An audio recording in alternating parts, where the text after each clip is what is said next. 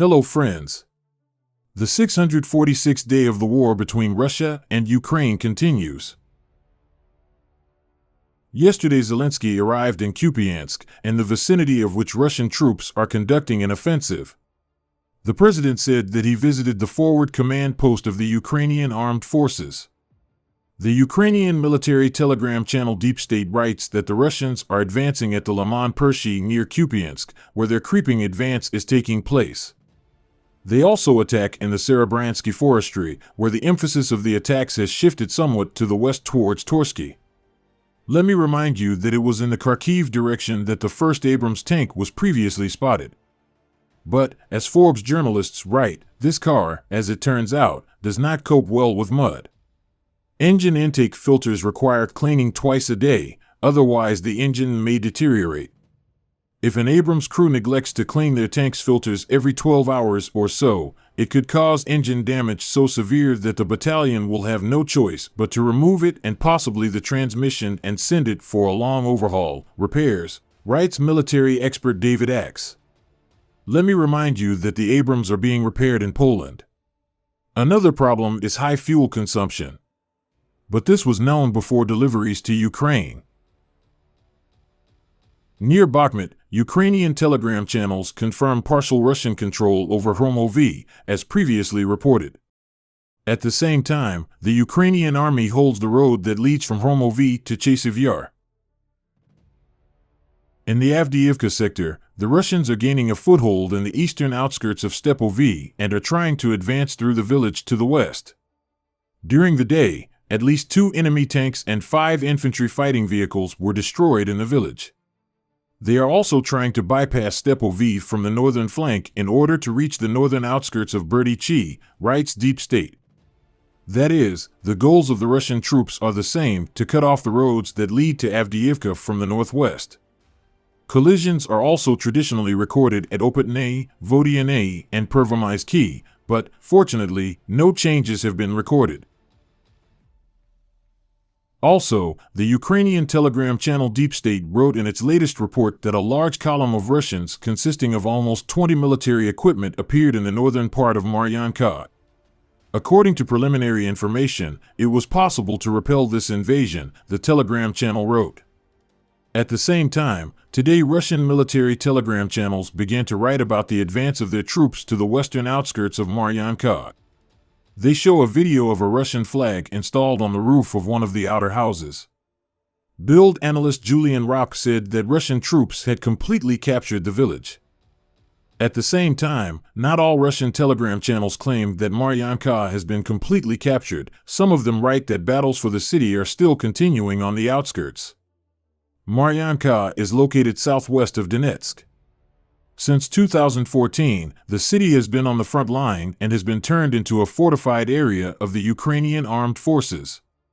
Russian troops have been storming Maryanka since the start of a full-scale invasion in February 2022. Friends, this channel exists solely thanks to your support. If you have the opportunity and desire to support the channel, I will be very grateful to you. Thank you very much. In the Ukrainian bridgehead in Krunki, Kherson region, the situation remains difficult.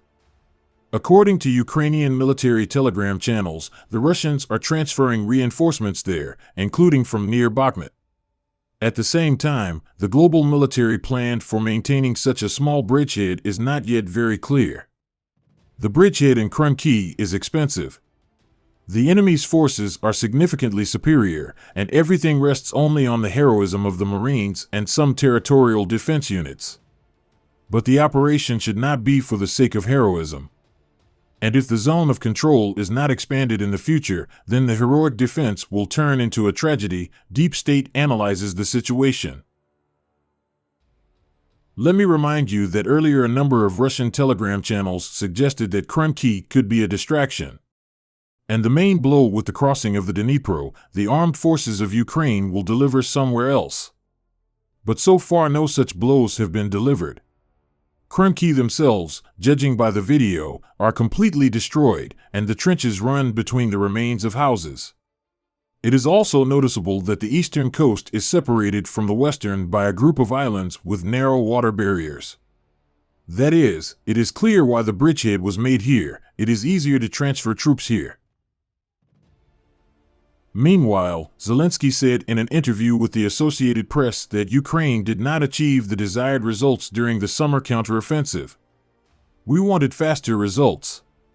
From this point of view, unfortunately, we have not achieved the desired results. And this is a fact, Zelensky said. And he added that he was glad that the Ukrainian armed forces were not retreating while fighting the second army of the world. Look, we are not retreating, I'm happy. We are fighting with the second army in the world, I am satisfied. We are losing people, I am not satisfied. We didn't get all the weapons we wanted, I can't be satisfied, but I can't complain too much, the president said. According to him, limitations in the size of the Ukrainian armed forces do not allow a rapid offensive. There is not enough strength to achieve the desired results faster. But this does not mean that we should give up, that we should capitulate. We are confident in our actions. We are fighting for what belongs to us, Zelensky said.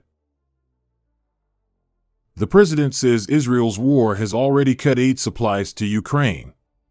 Only a blind person doesn't see this. We must not let people forget about the war here, he says. Therefore, Ukraine's priority now is the production of its own weapons. What Zelensky wants to get Western loans and contracts for. This is the way out. Give us these opportunities and we will build. Whatever effort and time it takes, we will do it, and we will do it very quickly, the president recalls his conversation with officials in the United States. He believes that nothing scares Russia more than a militarily self-sufficient Ukraine. Regarding rumors that they are beginning to persuade him to negotiate with Russia, the president replied, I don't feel it yet. Some voices are always heard. At the same time, according to him, the war in Ukraine has entered a new phase. We are in a new phase of war, and this is a fact. Winter in general is a new stage of war, the president said, mentioning the recent massive Shahid raid, including on the energy sector. This part of the interview made me smile. Zelensky said that the war made it impossible to hold presidential elections in Ukraine. He also cannot imagine leaving this post, writes the Associated Press. The president says he is ready to hold elections, but the majority of Ukrainians do not want this, considering them dangerous and senseless. Zelensky says he has no words to describe how difficult this job is, but he also cannot imagine leaving this post. Honestly, you can't do that.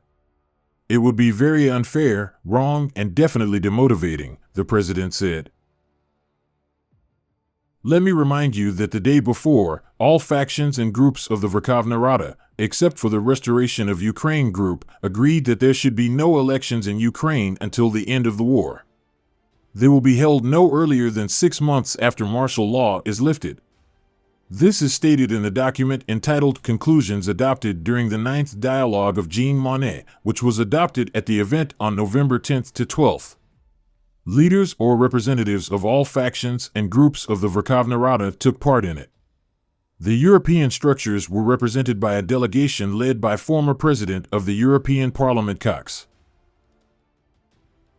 One of the event participants said that during the meeting, the factions initiated the signing of a declaration on preventing elections in wartime, so as not to split the country and nation. We saw that after the statement by the Minister of Foreign Affairs of Ukraine that the presidential office was considering and weighing the possibility of holding presidential elections in the spring, the election campaign actually started in the country. She was a threat to our unity during the war. Until recently, the ruling party consulted internally, but in the end, a clause on preventing elections during the war was included in the document.